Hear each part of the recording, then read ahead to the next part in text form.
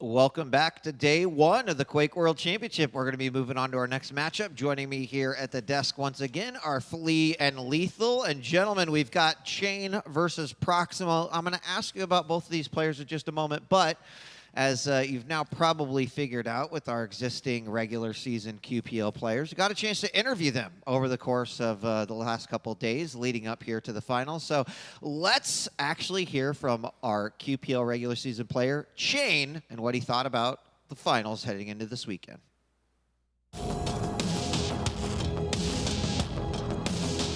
My name is cha1n. I've been playing Quake competitively for maybe 5 years now. My seed is currently 11th coming into the tournament.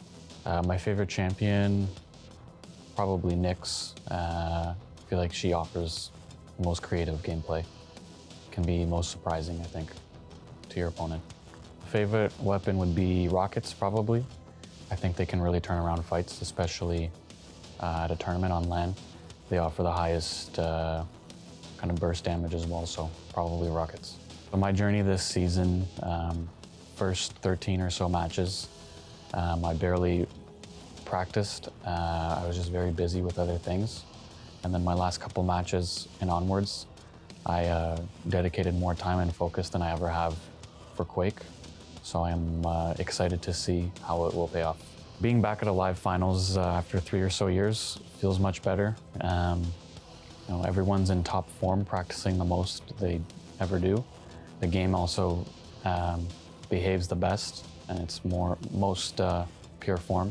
So it's a great competitive scene.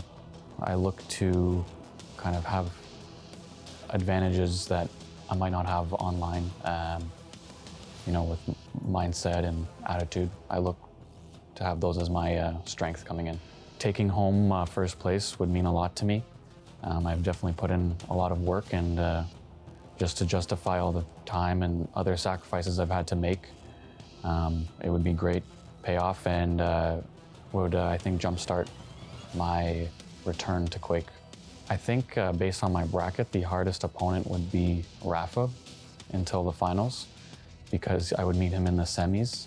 I mean, everyone's very good. Overall, maybe Razy.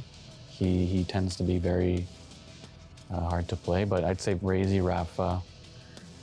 The trick would be to find a reason to really want to beat them. Other than the championship, I kind of have to have a reason specific to the player. And for Razy, it's easier. Rafa, he's been so nice to me. I've been talking to him a lot, so it's going to be hard to want to beat him badly, you know what I mean? Needs a reason to be. I mean, we can come up with a few if you need to, cha1n. But no, honestly, some great answers there, especially kind of the dedication, right? Admittedly, a lot of players over the course of the regular season, like life happens, things happen. They try to dedicate that time and to be able to speak to that and say, hey, I've now been putting in maximum effort in what I want to be able to do and perform. So, Flea, I'm going to start with you. cha1n versus prox1mo. We just heard from cha1n. Your thoughts? I mean, he said it himself, right? Starting off the season, not that good in shape, ultimately improved a lot, right? Was able to dedicate more and more time to his gameplay, and then you saw towards the end him beating Sparty, Dramas, Cygib, so he did ultimately get a few wins on board, but still not the kind of performance that he'd expect, right? We've seen him in the past week, a few seasons or stages ago. Yeah. He was really vying for that #2 spot in NA, with only Rafa proving to be a real challenge to him, and now life gets in the way, but I'm hoping that we can see a return to form. Oh, how dare you. I was going to say the same thing. I was going to talk about last season, how there was a segment for 3 months where we thought, there's a opportunity for him to topple Rafa at one stage because his adaptation was so good as he was increasing his dual experience.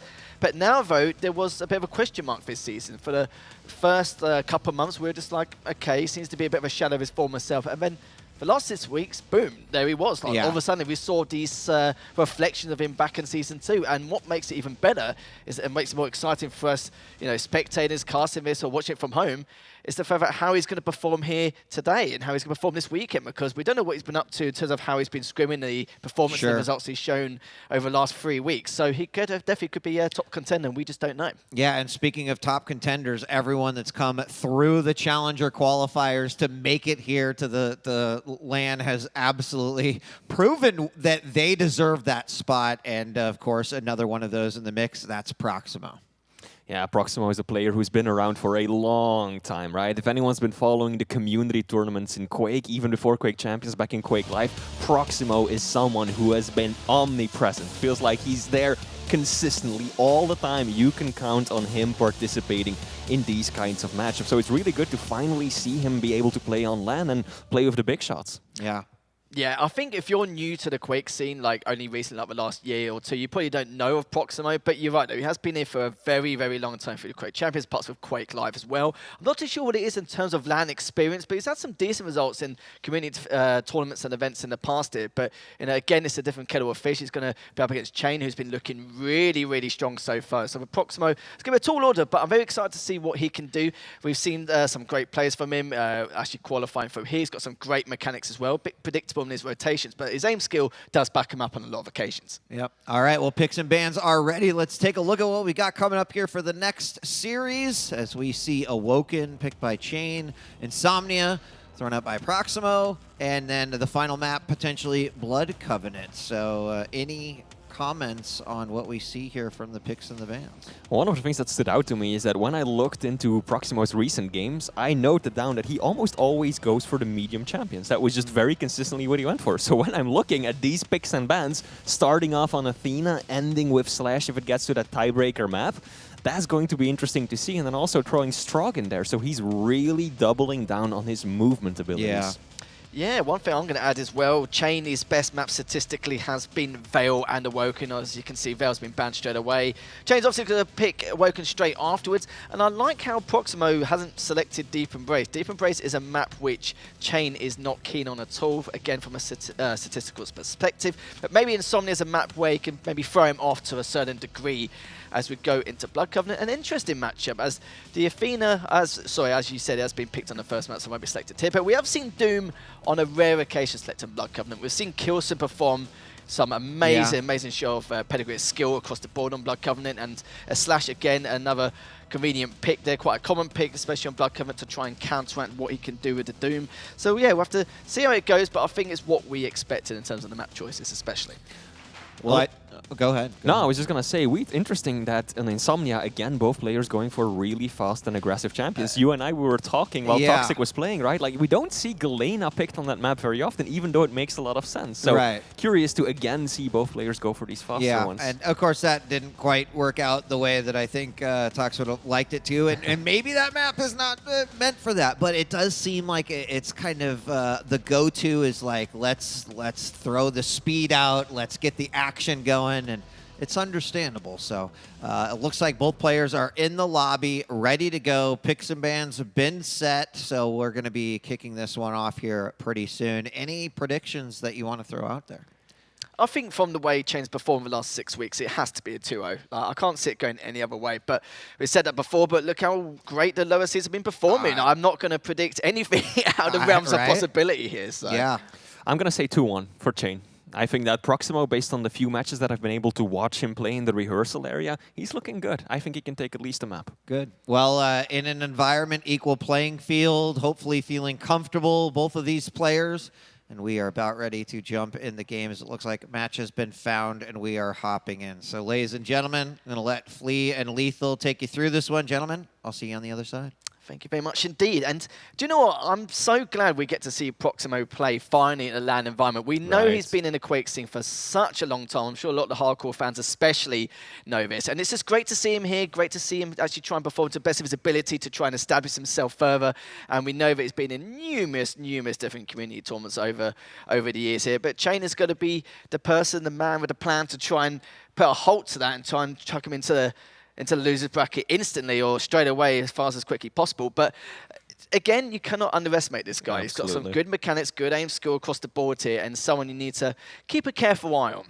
On an unrelated note, we really have to stop letting Wheat get off the hook when it comes to predictions. He's always putting everyone else on the spot, and then he just leaves. He just doesn't have to do anything himself. So next time, we're going to hold him to it, and we're going to make him usher a prediction of his own. But no time for that now, as we're jumping into game. We're starting it off on cha1n's perspective, as he's running around the map playing Ranger versus Athena. We'll catch Wheat next time, don't you worry, Flea. Oh, We'll catch you next time, I'm telling you now. But as you can see already, cha1n just trying to put his back against the wall to try and get as much damage as possible, but in the end does come out on top in that little scuffle. prox1mo, of course, got to be very careful. Playing a light champion means you spawn with no armor to your name whatsoever, whereas cha1n, as a medium, does have stun to start out with. Plus, that orb, a lot of burst damage in addition to the mobility, so prox1mo has got to be careful. Athena can be very strong on this map because of the ability, the movement that you get, but she's also weak, quite vulnerable. cha1n now just on the road to recovery here. Have to be very careful, as prox1mo has had his sights on him at the time whilst he was approaching the heavy. Has top mid control as well, so it's got good position. Got a fair amount of stack to work with on top of that. So this is where cha1n need to make some pretty rough decisions here. It looks like he's going to do the long rotation around towards the heavy. It will be up in the next 10 seconds. It's a matter of how and where he's going to contest it. He's going to go straight for the TP to try and catch him off guard. Does hit that rail. It's going to be huge for him. He is railable by 10 HP, but he's going to be okay for now. He's going to regain top mid control. Mega's up in the next 10 seconds. Just needs to be extra cautious on how prox1mo is going to approach him. prox1mo being hyper aggressive in that fight. He's got to be careful. Pushes like that. cha1n, that orb, it's deadly. We've already seen what he can do with it for that first frag. prox1mo, I think the best thing for him is trying to keep his distance somewhat. Hooking straight into an opponent with a superior stack plus a burst damage ability, that's risky. Certainly is indeed. Heavy has been picked up. cha1n is still on the back foot, waiting for a chance to do a little bit of chip damage before progressing onto him. Nice amount of LG there, but the thing is, though, for cha1n, the rail comes out for prox1mo and decides not to engage or continue the aggression, which is understandable as he was waiting for that Mega. Heavy's up in the next 7 seconds. It's a matter of who's going to get the better position. cha1n was looking good at the time, but that one rail is definitely going to do some wonders for him. If he gets a second, that would be huge, but it looks like he's going to have to try and get away. Be careful with the verticality. He's diving straight on up. He left on 32 HP. Should be able to clean this up. Nicely done by prox1mo, and we're all tied up here. Good rail of the spawn as well. Makes it so that cha1n is in no position to challenge for the Mega. prox1mo is even going to delay it a little further, hoping to get some more damage off. Won't be able to, but this is good for him because now he's setting up a solid rotation. Hooking straight into the fight, knowing that he's got a heavy to fall back on. Excellent play right now. This is controlled aggression, but he has to be careful. Taking center position, cha1n now pushing in. Nice, I like what he's doing. Can he still get onto the heavy? He denied it at least. That's the silver lining of that death. Yeah, burning that heavy was the best outcome he could have asked for, considering the scenario he was in. Mega's going to be up any second now. That will be picked up straight away by prox1mo. Going to look to try and pick up that light from the LG area. cha1n now just waiting on guard, just holding the angle here. Typical as that rocket goes through the TP just before it. Just misses that rail for top mid. That would have been a huge play there.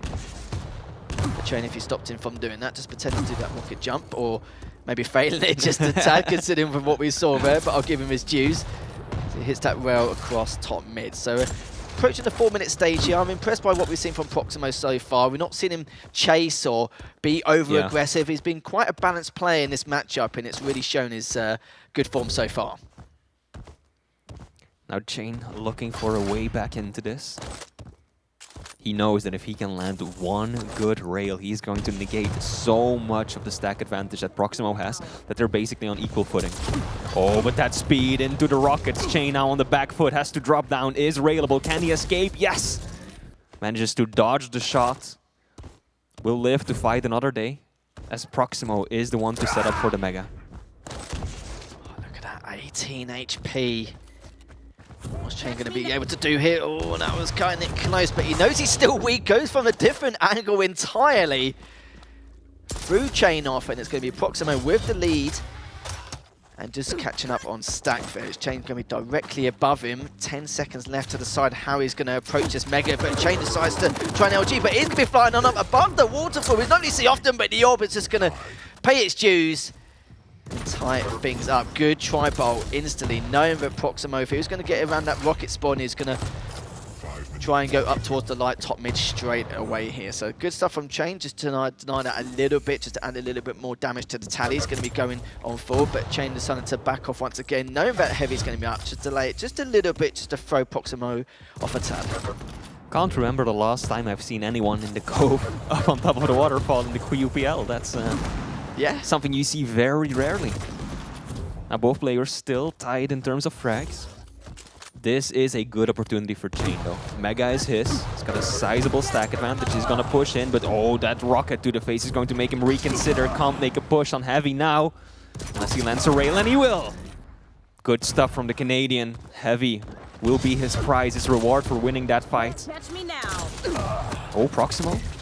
I'm not sure that it was intentional to drop all the way down. I think he wanted to stay on top of the bounce pad, but hey, if it works, it works. yeah, that was an interesting decision considering the weapon selection he had, but it's not like any much weapons in his arsenal at the time on spawn anyway. But you're right, though. There's one way to get it done and to tie things up here. As we've got 4 minutes left on the clock. Heavy up in the next few seconds. prox1mo's going to do his best to keep Cha1n away. Cha1n decided to back away, realizes that he's in nowhere near the position in order to continue the contention of that Heavy. And now we've got Mega in the next 5 seconds. prox1mo got a very healthy stack here. Depends on how well he's going to use that. 75 damage from that last tri-bolt shot. That's going to be huge for him. He could just dive on in for the TP and take him out, but of course, he's going to prioritize that Mega anyway. Picks up's going to go straight on in to try and at least regain the leads. Very, very aggressive here from prox1mo. It does clean him up and it will regain the lead once more. I'm honestly surprised that the game is still this close when just looking at the stats. So far, prox1mo has 5 times as many major item pickups as his opponent, plus he's significantly outdamaging Cha1n by around 500 points of damage. So that's not something that you usually see end up in just a 1 frag difference. So Cha1n is really able to keep this a close game and has all his chips on the board still. 20%, or sorry, 27% rail accuracy for Cha1n, and prox1mo at 45% as he's looking to try and back away, as he has done. But now Cha1n is the one with a big stack advantage, and how he's going to use it is going to be the next question. He's going to try and back away, trying to catch him with a couple of rockets, but the Athena groups up a little bit there, did some decent damage with the shotgun, and get the opportunity to try and trade and also pick up the Mega on top of that. But that didn't really last too long there, Flea. Definitely not. Now Heavy is the next major item that players are going to want to duke it out for. Cha1n taking a bad rail. Has to escape, but prox1mo is so low as well. I like Cha1n's discipline right there, though. He could have absolutely stuck around going for another rail, but he realized that he was plenty weak himself, and with 2 minutes left to go, he doesn't want to give a much faster and more mobile champion a frag lead. Yeah, he's got a good stack, and there was no reason for him to throw that away so early on, considering he's got a couple of minutes left on the clock. Cha1n just holding that angle to see if prox1mo's going to re-peek. It looks like he's not going to as of yet. But once he hits that first rail, you damn well know he's going to be diving on in. Just manages to scarper away with the grapple, and now going to keep him in that choke point. It's the same because prox1mo knows that there's no point even trying to attempt to push through that choke point, but at least get a bit of damage done with the rail. That's going to help him massively. Dives on in, which is very uncharacteristic from him, but it looks like he's going to continue with the aggression. Almost managed to get away with it here. And depending on the spawn from prox1mo, it could go for the trade. That's so risky. Didn't quite work out the way that he wanted it to. He is in position for Heavy though, but he's lacking the weapons, and that is something that Cha1n is now looking to exploit.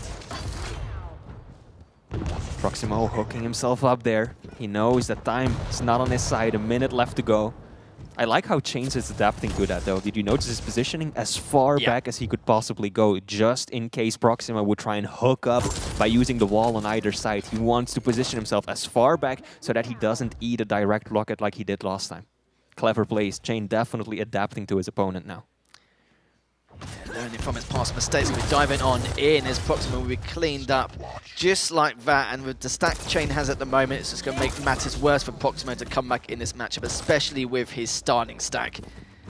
And looks to back away. Only 20 seconds left remaining. He needs to try and find 2 frags, but it looks like it's slowly but surely going to be at the realms of possibility as cha1n is covering every angle, every corner which prox1mo could potentially flank from, but that's going to be it here for the first map. cha1n will be taking out prox1mo 7, maybe 8-5 here. Yeah, it will be 8-5, but I will say this though, a good start from prox1mo. Okay, yeah, sure, he lost the first map, but he kept the score respectable. It was quite a close affair overall, but I like this from a lot of these underdogs as well, or a lot of these lower seeds, especially from the entirety of the qualifiers and the challenger side. The best opportunity or one of the best chances to take out some of these top players or drop into the losers bracket is the first match of the tournament, because there's going to be a lot of pressure on, and when a lot of these top tier players end up approaching day 2, day 3, they're in top 4 and they're used to the environment, transition it into a LAN environment overall. And this is why I always feel like the first match for any of these top players, it's going to be some of the toughest ones, and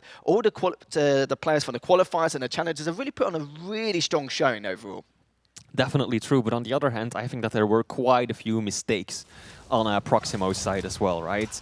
Sometimes the aggression just was totally uncalled for. At times, yes, it did work out, but it put himself in a bad spot very often as well. And generally speaking, I think that his decision-making was his weakest part, right? There were quite a few situations, for example, where he was so insistent in leaving an item up, not picking it up straight away, but looking for more damage or a different position, that he almost, or sometimes he even did, have to give it up entirely because of that. So prox1mo still, I feel like, trying to find the right balance between being aggressive and being a little bit more reserved. And that is something that a veteran like cha1n, who's been in the Quake Pro League for a very long time now, who's seen a lot of LAN experience, can mitigate so much better. Yeah, it's that offensive and defensive balance he's still looking for at the time, and we saw a bit of both, but on times where he shouldn't be that aggressive or that passive when you're trying to close out some of these frags. But as you see, that's the first map. It's 8-5 in favour of cha1n, so good start from him in this series.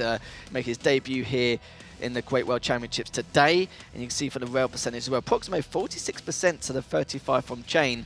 And now going into map number 2. From what we've seen so far, do you reckon you're going to see similar mistakes coming out from prox1mo for cha1n to try and close us out 2-0, or do you think it could go either way depending on the map choice? Well, the map 2 will be Insomnia, right? And cha1n is going to be running the Anarchy, and prox1mo is going to try and counter with the Strog, as we can see on the stream right now. So a little less room for him to be so recklessly aggressive, right? Of course, Strong is still a pretty fast champion, right? You've also got the Peeker to work with, but it's nothing in comparison to Athena, where you can literally just hook halfway across the map, zip yourself right into your opponent's face, no matter the situation. So I do hope that that champion choice is going to help mitigate and kind of, minimize prox1mo's aggression a little bit, and I think that will work out in his favor.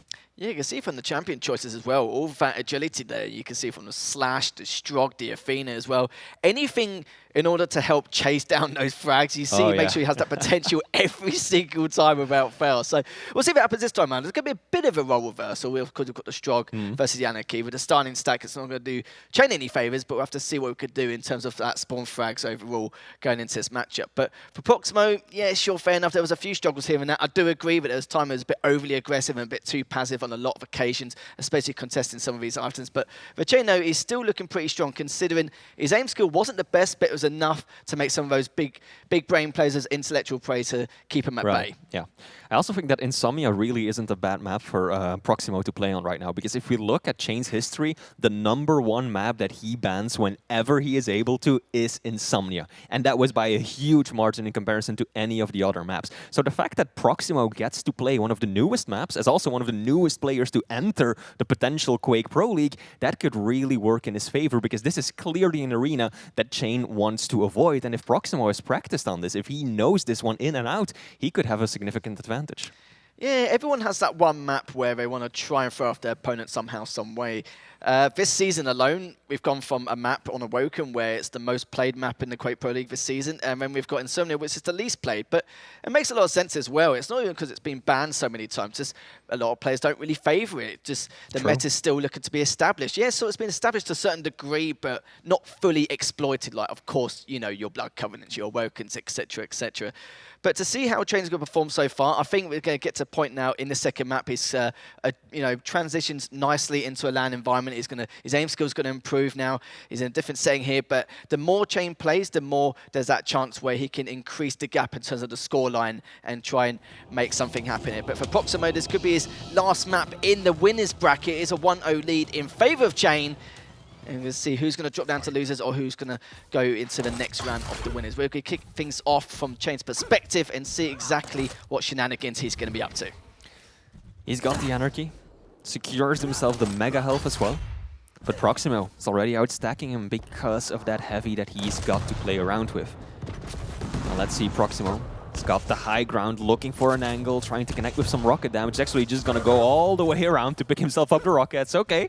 prox1mo is just like, you know what, this find, I'm going to leave it the way it is. I'm going to prioritize getting my hands on all the weapons that I need first. Certainly does indeed. Just hang around the Mega, getting for the next pickup. First minute in. Not too shabby so far. Got all the weapons he needs in his arsenal, just a matter of how he's going to position himself for the next set of items. Of course, Heavy and Mega only a couple of seconds apart, using that peeker just to see exactly what is going on in terms of the information. Because let's be real, cha1n hasn't really given much info at all, has he? He's just been standing his ground, getting ready for that next item. And you can see now cha1n is looking to see exactly where prox1mo could be approaching from. That's a good read though. Both players had the same initial thought. Let's just use the tri-belt to see if we can catch him a little bit in terms of damage and information. And of course still has that inject in his back pocket. But I like this, a huge amount of patience there from cha1n, but it's understandable. He just wants to hold that advantage, knowing that the heavy is going to be underneath him. It's just a matter of time and basically daring prox1mo to approach him by any means. But it looks like prox1mo just went, nah, not at all. I'm just going to stick and wait for the Mega. We saw a bit of action at the very start of the map, right? Over at the LG side, there was a bit of a confrontation, but ever since, both players have really just been content with sticking to their own side of the map, but that all looks to change. This is an all-out battle, LG on LG. cha1n will be the first one to fade away. Heavy not up just yet. He's gonna get himself some more LG ammo, and he's actually going to give up that item and make a move for Mega, but actually prox1mo might beat him to it. That midi though, beautiful shot by cha1n. That could have gone very, very wrong, but that rocket that he landed, that prevented prox1mo from getting full control. Yeah, that mid-air was huge, but let's be honest, it was literally in his face, wasn't he? So it wasn't exactly difficult to miss, True. But it doesn't matter. He managed to get the job done. You'd be surprised what people can miss nowadays.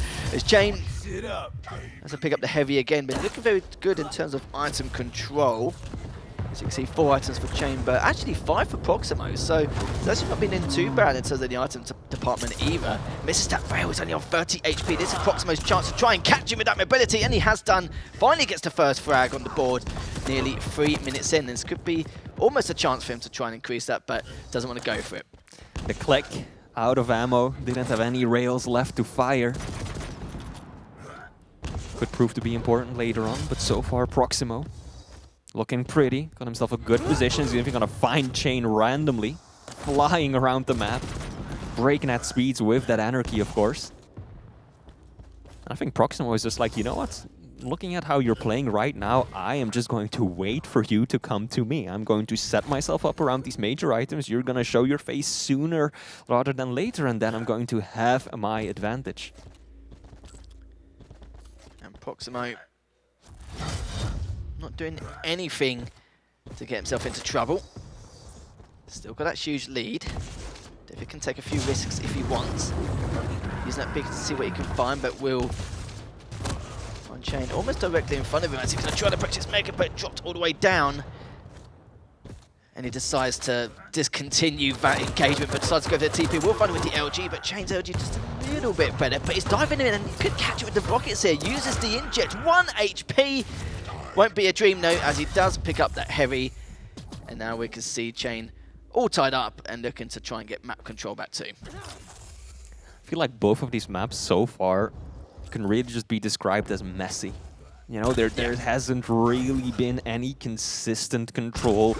Very little controlled or planned fights, it feels like. It's just a back and forth, players getting frags left and right, kind of a fumbles going on here and there. So it's messy. It's messy. So far it's working out in favor of cha1n, but that can easily change. certainly could, but the more I see this map develop, the more I see cha1n getting increasingly comfortable. It goes straight for the Mega. That was a bit of a bloodbath there, going straight towards that Mega, but will get picked up eventually. Heavy's in the next 10 seconds. Does back away for the time being. Still got 5 seconds left to see if he wants to try and contest it or not. Picks up the light, going to dive on in anyway. Nice little play there just to ruin the audio cues a little bit and just get there as fast as physically possible. It's going to help him out massively. Increases his lead, increases his tally. 5 minutes in, and now it's 3-1 in favor of cha1n. prox1mo going up the bounce pad a moment too soon, giving his opponent an easy angle to land that rail, steal away his item, and then just convert it into a frag. Now, luckily for prox1mo, you know, he's still playing a fast champion, the crowd sliding on the Strog. He still has the peeker to work with, so it's not as if cha1n can effortlessly run away from him for the remainder of the map, but still, 2 frags down, make that 3. He's got to start breaking this control somehow. Oh, literally, we've seen them both face plant each other so many times this game.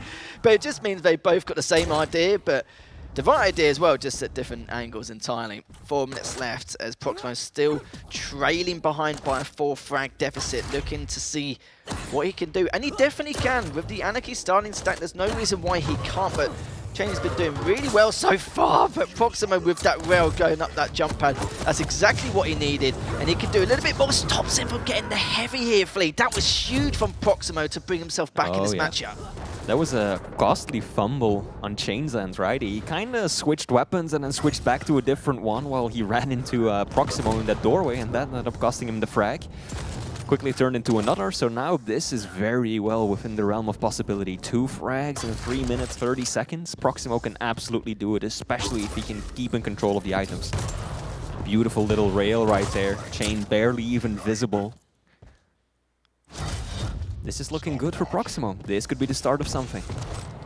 Literally, his board was sticking out like a sore thumb, wasn't it there, Fleece? That was a good time for him to approach it straight after. Look at the stack, though, here from prox1mo. As long as he keeps these frags clean and efficient in terms of how each fight is going to process, there's no reason why he can't take this. 3 minutes left. A minute ago, we were saying he's trailing behind by a 4 frag deficit. He's already managed to get 3 back-to-back. And this is the difficulty, I suppose, with the starting stack of the Anarchy. Yeah, sure, Feno's got the inject, it depends on the spawning locations, but if you've got someone who's pressurizing you that much, it's very difficult to get yourself back in this matchup no matter who you are. It's prox1mo just keeping that top mid control, just biding his time. He knows that the frags will come to him eventually, just a matter of how cha1n is going to contest these items overall. As prox1mo does pick up the Mega, is now on hunt once again. He has the mobility, just like with the Anarchy as well. He's going to see if he can catch him. He certainly can do to try and tie things up. Yes, he does. Again, another clean frag, and now tied up 5 apiece. Got that frag at a very opportune time as well, just before Heavy spawns, denying that to cha1n. Yes, cha1n found himself some armor to work with, but he's definitely outstacked.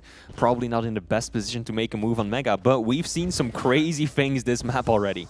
Especially around this little jump between the teleporter and the Mega. That's been hectic, to say the least. Now Heavy up in 10 seconds. cha1n already in position, trying to cut his opponent off. That's 1 rail. The second one would allow him to stay in this fight. Nice chunk of peeker damage, but oh, the LG, murderous. And that should allow cha1n to walk away, not just with the Heavy, but even with a frag. Good retaliation. Certainly was indeed. That was a bit unfortunate. prox1mo assumed that he was going to be able to get away. No problem, or maybe assumed that cha1n already rotated back around, but that wasn't the case. cha1n was still holding that angle, knowing that at some point prox1mo is going to have to peek out and get away, but not going to happen. Minute 15 seconds left though. prox1mo definitely in proximity to try and come back in this matchup and take us to sudden death if it gets that far. As cha1n now just biding his time. You can see as well, he's top mid and just around those close quarter angles, so he can use those defensive rockets to his full capability here, but the peek has done a fair amount of damage. Room for prox1mo now to try and clean up that bounty if he can, but it looks like it's not going to happen. He's actually rotated all the way back around. cha1n does have that inject if he needs to, if he's in a bit of bad trouble. That dive's going to do wonders for cha1n again. So much damage done with these rockets. Cleans him up with the rail. That was beautiful stuff from cha1n, and you couldn't ask for more considering the stack advantage prox1mo had. That definitely worked out far better than it had any right to. cha1n did not want to pick another fight with prox1mo. He figured that prox1mo was going to go all the way around, and that's why he dropped down on that small green armor, expecting it to be free. But no, prox1mo was right there, and yet somehow it was still cha1n who secured that frag. And now with 20 seconds left, this is borderline impossible. prox1mo needs this frag now, but cha1n proves to be a little too slippery to hold. And that will be a 2-0 win for the Canadian. Well played, cha1n. Yeah, not bad at all. And, you know, commiserations to prox1mo, but don't worry, we'll be seeing him in the loser's bracket later on to continue his path and see how he gets on at a later stage. But it was close. Yeah, sure, I think the 8-5 in that first match doesn't reflect what really happened in terms of prox1mo's performance. But that second match was definitely a lot better, a lot cleaner, and that could have gone either way in that last map especially. True, true. Yeah. Now, we've once again been rejoined by Big Papa Wheat. Hello. Wheat, curious to hear your thoughts on this one. You know, I think, as you said it, there's a couple things to take away. First off, prox1mo, you know, great games. cha1n pulling out the victory. You know, cha1n talked about a little bit how he's had to, you know, kind of focus and the time that he's put into the game. That's not something that you snap your fingers and happens overnight. So were there moments where I felt like maybe there was some struggle? Like, sure, there were. I think it also is a testament to, you know, prox1mo, again, we talked about it. Every challenger who's here absolutely deserves to be here and is showing up in great form and in great shape and, you know, surprising us. And I like the Insomnia pick. It was a pretty interesting game overall. And I think could be a testament to, you know, we talked a little bit about it earlier, the different styles that we're seeing on Insomnia, and that it clearly is still not a map that everyone has figured out yet. And in that case, just frankly, I think some people don't really like it that much. But a good games. I'm excited to see what prox1mo can do in the lower bracket. And then also cha1n, right? I think, you know, moving on, that's got to be a big confidence boost. No doubt about it, he's going to continue to have some real tough opponents ahead of him. So the truest test is yet to come for cha1n. But well done with the 2-0 victory. And, yeah, we didn't even get a chance to see Blood Covenant, so. What a shame. Yeah, you know, I mean, we've seen it enough over The last 20 years. 30 years, so good old DM6. So, yeah, congratulations. And again, I cannot say it enough. I'm so impressed with the challengers. You know, I don't ever want to discount or discredit the challengers who have made it to where they have before. We've had some great players making it through the, I mean, CNZ, one of those players that long ago made his way in and is clearly, you know, made their mark on QPL. I think there's going to be a lot more players potentially vying for those spots here in the QPL, and quite a few that might deserve that. So that's been one of the most enjoyable things I think about day one here, and I look forward to the rest of the weekend. So. Yeah, I think the good thing about these lower seeds is, you're right though, even the scores have been very close, it's been 2-1, but we haven't seen any whitewashes or any clear margins or spiraling out of control. I mean, that's why, you know, you were saying everyone deserves to be here, because it's been that close and the skill gap has been so tight, not just for the top players, but of course on the opposite side of the echelon anyway, in terms of the low tier. But I wouldn't even class them as low tier because they're giving these top players so much trouble in these first matches. Yeah. I mean, even players like Kilson, right? Seeded first in this entire tournament, dropped a map, really had to fight to stay in the upper bracket. I mean, we might as well have seen him drop down into lowers. It was really, really close. So indeed, even the best players in the world are pushed to their absolute limit going up against these challengers. And we've still got more coming at you here in the next few matches. Coming up next, it's going to be Sparty versus Sirius. Are you tired yet? I hope not, because we got so much more Quake action coming at you. Don't go away. We'll be right back.